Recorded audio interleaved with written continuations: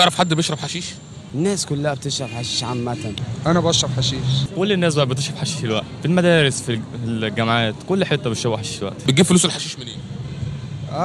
حاجة بنشتغل يومين 3، يجي صحابي يقولوا لي تعالى نخش في ربع قرش، تعالى نخش في نص قرش، أدخل داخل معاهم. تعرف حد بيحشش؟ كتير الشباب صحابي وفي بنات برضك بتحشش وكل حاجه. في بنات بتحشش؟ الوقت مش يعني اللي بيبيع حشيش مش زي الاول، تلاقيه متسول مع متعور في وشه وبتاع الحاجات دي، لا بتلاقيه شاب ابن ناس وتلاقي مثلا في جيبه حشيش. الاقي معاك ورقه بفره؟ لا، هتلاقي كارتيلا. انا شارب سيجاره بني حاسس ان دماغي بتاكلني.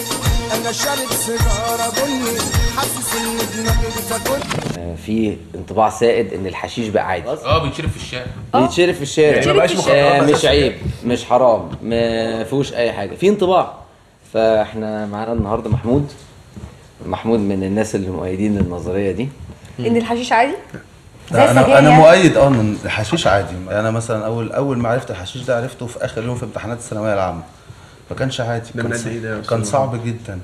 كان صعب انك 88 كان صعب جدا انك تلاقيه. كان صعب جدا ان ممكن واحد يكون ديلر ويقول انا ديلر او انا بشتغل. او دلوقتي بقى عادي فعلا. ديلر قصدك تاجر يعني؟ تاجر. سهل ان انت تجيبه؟ سهل. لا، ما هو ليه؟ عشان التاجر ده بقى ايه؟ بقى طالب، والتاجر ده بقى موظف، والتاجر ده مش اللي هو يعني ملوش هويه محدده يعني. بالظبط. طب انت بتجيب حشيش منين بقى؟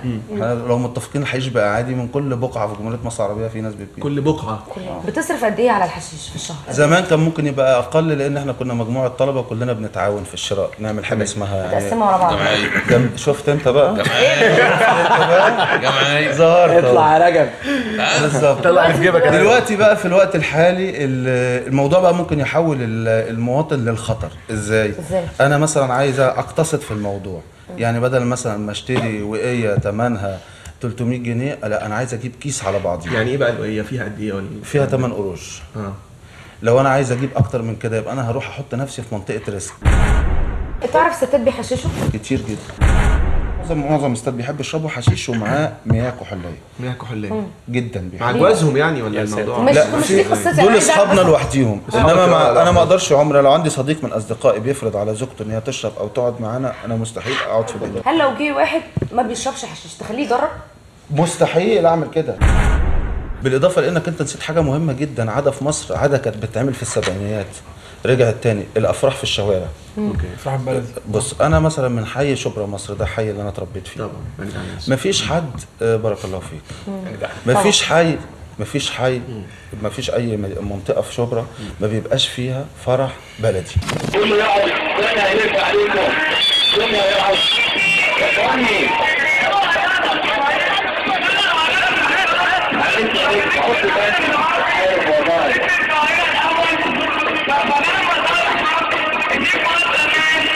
هو ليه انواع بقى للشرب؟ طبعا في ناس بتشرب بالجوزه وفي ناس بتشرب زي ما قال الباشا، طبعا عنده خلفيات جامده جدا. كان شباب. هو كان ايه ده يعني؟ طب انا مش فاهمه يعني ايه كان شباب؟ يعني اختناق في التنفس وقتي.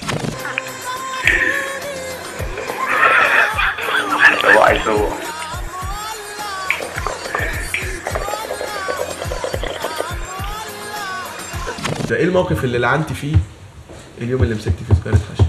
مرض الراجل صديقي اللي هو في المستشفى حاليا. انه ممكن يخش علينا واحد صاحبنا بمواطن من اللي هم الديلر دول، وفجأة اللي هي قاعد في وسطينا، وتلاقي ان المادة الحوارية اللي بتدار فاشلة جدا وتافهة جدا، واحنا اصبحنا بدون اي لازمة في المجتمع خالص. فبتخنق من موضوع زي ده. خلينا منطقيين، هو خطأ ما اختلفناش فيه. وانا مش جاي عشان خاطر تقعد تقول ان هو خطأ ولا صح.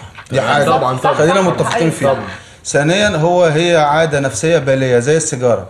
هو مرض نفسي سهل جدا ان العبد يطلع منه. انا كتير جدا اوقات قعدت كذا شهر ما اشربش اي حاجه. هل صحابك لما بتقعدوا في قعده حشيش ممكن يبقى في حد قاعد معاك وما بيشربش حشيش؟ لا صراحه مفيش حد من اصحابنا ما بيشربش. كلكم بتشربوا؟ خلينا متفقين ان انتوا عنوان الحلقه بتاعتكم هو منطقي جدا وحقيقي جدا. بصراحه يعني ده طبعا انا بصور معاكم مفيش اي فائده بتعود عليا غير ان احنا بننقل صوره عشان الناس تتداركها يعني. مظبوط. هو بقى في الشارع في ناس كتير جدا بتشرب، وفي طبقه ما تنسوش الموضوع ده، نحط تحت منه 100 خط، بتبقى سعيده ان اولادها بيشربوا حشيش بس وما بيشربوش بودره. وفي منتهى السعاده. طب وانت معاهم؟ يعني لا طبعا مش معاهم نهائي. مش معاهم. انت لو جالك قريبك صغير احنا مشكلتنا ولا قال لك كده انا اخويا ما اسمحش، اخويا اللي اصغر مني ب8 سنين ما بسمحش ان هو يشرب خالص. اشمعنى بقى؟ ما حبوش يروح هو الموضوع لذيذ واصحابي كلهم كده، هو اصحابه كويسين وبيور ومش يعني انت في النهايه شايف ان الاضرار اكتر بكتير من الاضرار. احنا بقى لو اتكلمنا يعني السبب الاساسي في ان الحشيش بقى عادي في الوقت اللي احنا فيه ده هو الحاجه الاقتصاديه، هو ضعاف النفوس من الجهات اللي المفروض تكون مسؤوله عن ان هي تحارب ده وتشتغل على ده، ولكن هم اللي بيساعدوا في ان ده ينتشر وهو ده يبقى موجود. وما عنديش اي مشكله لو الموضوع بقى جدي ان انا اشاور على ناس واقول هم دول وهم دول السبب بكل حاجه. هل الاحباط من مديرك هو اللي بيخليك ان انت تتجه الاحباط من مديري، الاحباط من الشارع المصري بصوره عامه، الاحباط من بتهرب منه يعني. لا ما عادش في محبه في الشارع نهائي، محبه بالفطره كده في الشارع المصري ما فيش. بيخليك جبان؟ لا انا بطبيعتي الحمد لله شجاع. لا ده طبيعي بوكس. لا ده طبيعي. هو لا عايز اقول لك انت بتتكلم صح، انتوا باين عليكم كلكم ضريبه. لا عندي في الجامعه 3 بنات بيشربوا حشيش. انت في جامعه ايه؟ جامعه القاهره. بيشربوا حشيش في قلب الجامعه ولا بره الجامعه؟ لا هو في قلب الجامعه كمان. طب وامن الجامعه فين؟ والله هو امن الجامعه بيشرب معانا.